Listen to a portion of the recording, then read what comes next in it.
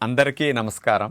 June 21వ తేదీ అంతర్జాతీయ యోగా దినోత్సవ సందర్భంగా మనందరం కార్తీక మాసం ధనుర్మాసం లాగా జూన్ మాసాన్ని యోగా మాసంగా గుర్తించి నెలంతా శారీరక మానసిక ఆరోగ్యాన్ని పెంపొందించుకోవటానికి నిజ జీవితంలో యోగాను ఒక భాగంగా చేసుకుని అందరూ ఆచరించాలని మన ప్రధానమంత్రి శ్రీ నరేంద్ర మోడీ గారు మరియు ఆంధ్రాను యోగాంధ్రగా మార్చాలని ఆంధ్రప్రదేశ్ ముఖ్యమంత్రి శ్రీ నారా చంద్రబాబు నాయుడు గారు ఇంటింటికి యోగా చేరాలని సంకల్పించారు. ఇందులో భాగంగా ఇంటింటికి యోగా కార్యక్రమానికి మీ అందరికీ స్వాగతం. ఈరోజు శలభాసన్ విశేషత గురించి తెలుసుకుందాం.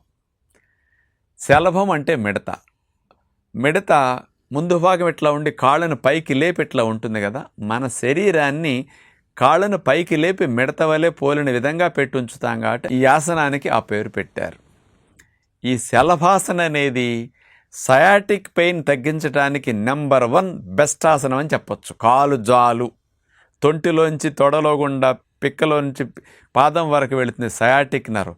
శరీరంలో అతిపెద్ద నర్వ్ సయాటిక్ నర్వ్. ప్రెస్సింగ్ వల్ల వచ్చే సమస్య సయాటిక్ పెయిన్. ఈ సమస్య లేని వారి భవిష్యత్తులో ఉద్యోగ వ్యాపారాలు చేస్తూ కదలకుండా ఎక్కువ గంటలు కూర్చునే వారికి, లోవర్ బ్యాక్ పెయిన్ రాకూడదనుకునే వారికి శలభాసన్ బెస్ట్గా పనికొస్తుంది. అలాగే చాలామంది స్త్రీలకి పిరుదుల భాగం పెద్దగా ఉంటుంది. ఆ భాగంలో కొవ్వు కరగటానికి, ఆ భాగం బిగవటానికి, మంచి షేపులో ఉండటానికి ఈ శలభాసనం బెస్ట్గా పనికొస్తుంది. అలాంటి శలభాసన్ని సులభంగా ఎలా చేయాలో ఇప్పుడు చూద్దాం. శలభాసనం చేసే విధానం మనం చూడబోతున్నాం. ఈ శలభాసనం సీటు తగ్గటానికి, కాలు జాలున్న వారికి తగ్గటానికి, లోవర్ బ్యాక్ పెయిన్ తగ్గటానికి చాలా మంచిదన్నాం కదా. దాని కొరకు మనం ఇట్లా బోర్లా పడుకుని తరువాత చేతి వేళ్ళని గుప్పుడు వలె మూసేసి గుప్పుడు అట్లా నేల కానించి అలా మనం పెట్టుకుంటాం. గెడ్డం అట్లా నేల కాంతుంది. ఇక పాదాలు రెండుటిని దగ్గరకు జరుపుతాం, పాదాలని చాపుతాం, మోకాళ్ళు వంచకుండా 2 కాళ్ళని కలిపి గాలిలోకి అలా లేపి నేల నుంచి ఎంత ఎత్తు లేవటానికి అవకాశం మీకు కలిగితే అంత ఎత్తు లేపి ఆపండి. అలా కదలకుండా ఉండాలన్నమాట.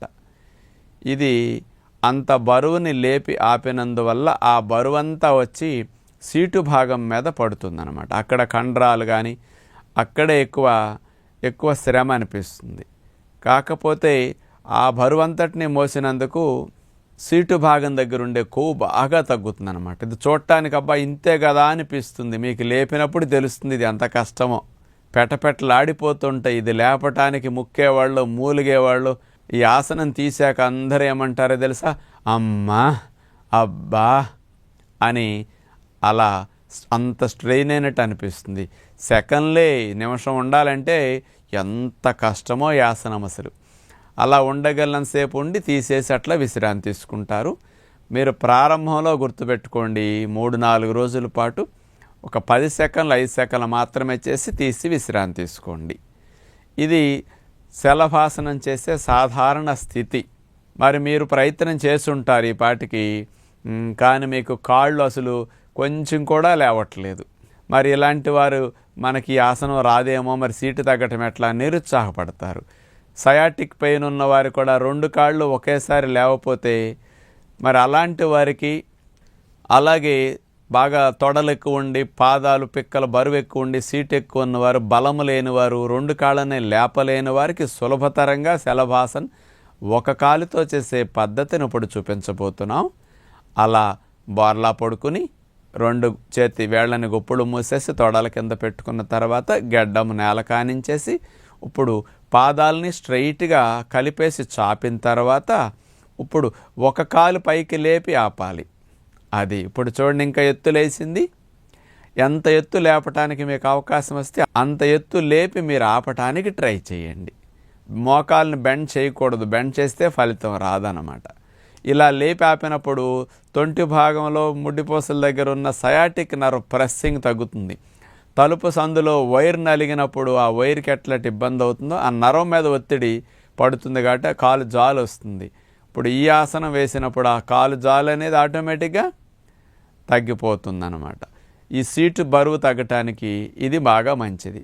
ఒక కాలు చేసి మనం ఉండగలనంతసేపు ఉండి విశ్రాంతి తీసుకుని అట్లా శవాసనలో అంటే ఉండక్కర్లా మళ్ళా బోర్లా అలాగే పడుకుని మెడ వాల్చేసి కాళ్ళను పక్కకు వదిలేసి చేతులు తీసేసి ఫ్రీగా విశ్రాంతి తీసుకుని ఒక 1/2 మినిట్ 1 మినిట్ తర్వాత ఇప్పుడు మరలా రెండో కాలు చేయవలసి ఉంటుందన్నమాట. రెండో కాలు ఆ కాలు ఆనిచ్చి ఉంటుంది కాబట్టి ఈ కాలు మీదే మనం ఆలోచన పెట్టి దీన్నే పైకి లేపి అలాగే ఉండగలనంతసేపు ఉంటాం, ఉండలేనప్పుడు విశ్రాంతి తీసుకుంటాం. ఈ శలభాసనాన్ని సీటు బాగా తగ్గాలనుకున్న వారు, సయాటిక్ పెయిన్ తగ్గాలనుకున్న వారు అలవాటైన తర్వాత 4-5 రోజుల నుంచి 2-3 సార్లు ఉదయం పూట 2-3 సార్లు సాయంకాలం పూట చేస్తే సీటు బాగా తగ్గుతుంది, సయాటిక్ పెయిన్ కూడా బాగా తగ్గుతుందని విజ్ఞప్తి. సయాటిక్ పెయిన్ తీవ్రత ఎక్కువ ఉన్న వారికి 2 కాళ్ళు లేపటం కష్టంగా ఉన్నప్పుడు ఏ కాలు నొప్పి ఉందో మీరు ఆ కాలునే పైకి లేపి ఆపగలిగితే మంచిది. ఒక కాలు దింపేసిన తర్వాత రెండో కాలు కూడా మీరు తర్వాత చేసుకోవచ్చు. సయాటిక్ పెయిన్తో బాధపడేవారు ఉదయం 2-3 సార్లు ఈ శలభాసనాన్ని, సాయంకాలం 2-3 సార్లు ఈ శలభాసనాన్ని చేస్తే బాగా తగ్గుతుంది. మీరు ఖాళీగా ఉన్న సమయాల్లో మోకాల కింద దిండు పెట్టుకుని అట్లా వెల్లకిలా పడుకుంటే కూడా నర్వ్ ప్రెస్సింగ్ బాగా తగ్గుతుంది. మోకాల కింద దిండు, గుండ్రపు దిండు, పాదాల కింద కాదు నేను చెప్పింది. అలాగే ఈ సీటు భాగం తగ్గించుకోవాలనుకున్న వారు ఎక్కువసేపు ఈ ఆసనాన్ని హోల్డ్ చేసి అట్లాగే 1-2 నిమిషాలు ఉంచగలిగితే బాగా ఫలితం కనపడుతుంది అన్నమాట.